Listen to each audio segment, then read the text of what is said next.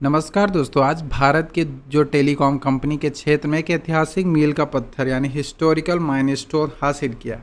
प्रधानमंत्री नरेंद्र मोदी जी ने बीएसएनएल के पूर्ण रूप से स्वदेशी 4G नेटवर्क का उद्घाटन किया। यह कोई छोटी उपलब्धि नहीं है। यह नेटवर्क पूरी तरह से भारत की अपनी टेक्नोलॉजी पर बेस्ड है।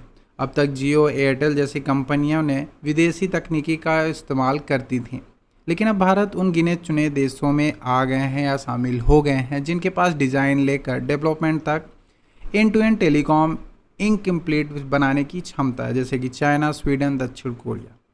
इस स्वदेशी टेक्नोलॉजी को भारत टेलीकॉम स्टैक कहा जा रहा है। क्या आप जानना चाहेंगे कि इसे किसने बनाया? यह किस एक कंपनी का काम नहीं है, बल्कि ये एक घरेलू कंसोर्डियम का परिणाम है। उन्होंने पूरे सिस्टम यानी इंटीग्रेटेड को प्रबंधन किया। उन्होंने 4G के कोर नेटवर्क सॉफ्टवेयर का डेवलपमेंट किया। उन्होंने रैन यानी रेडियो एक्सेस नेटवर्क या रेडियो यूनिट्स का निर्माण किया। इस प्रोजेक्ट के तहत पूरे भारत में लगभग 97,500 नए 4G टावर्स की कमीशनिंग की गई। इसमें से 92,600 टावर्स शुद्ध रूप से भारतीय 4G टेक्नोलॉजी का उपयोग कर रहे हैं। इस पहल से 26,700 गाँवों को कवर किया गया है। इसका एक बड़ा लक्ष्य है डिजिटल डिवाइस को खत्म करना। अब दूर दराज क्षेत्र, सीमावर्ती इलाके या नक्सल प्रभावित लेफ्ट विंग क्षेत्रों तक कनेक्टिविटी पहुंचाएगी। इस योजना के लगभग 37,000 करोड़ रुपए का खर्च आया है। और सबसे बड़ी बात, यह नेटवर्क केवल 4G तक सीमित नहीं है, इसे 5G रेडी बनाया गया है। इसका मतलब ये होता है कि भविष्य में 4G से 5G में बदला जा सकता है, यानी ट्रांजिशन किया जा सकता है बहुत आसान तरीके से।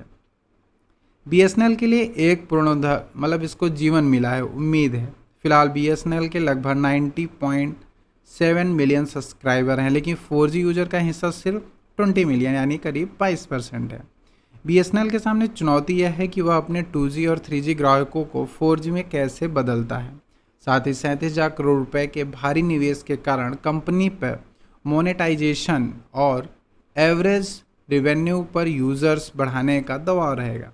यह स्वदेशी 4G नेटवर्क भारत की डिजिटल संप्रभुता यानी सार्वजनिक को एक बड़ा सा कदम देगा। इसकी सफलता इस बात पर निर्भर करेगी कि यह वास्तविक दुनिया यानी रियल वर्ल्ड से कैसा प्रदर्शन करता है। भारत दूरसंचार क्षेत्र में इस महत्वपूर्ण बदलाव पर आपकी क्या राय है? हमें कमेंट में बताएं। धन्यवाद।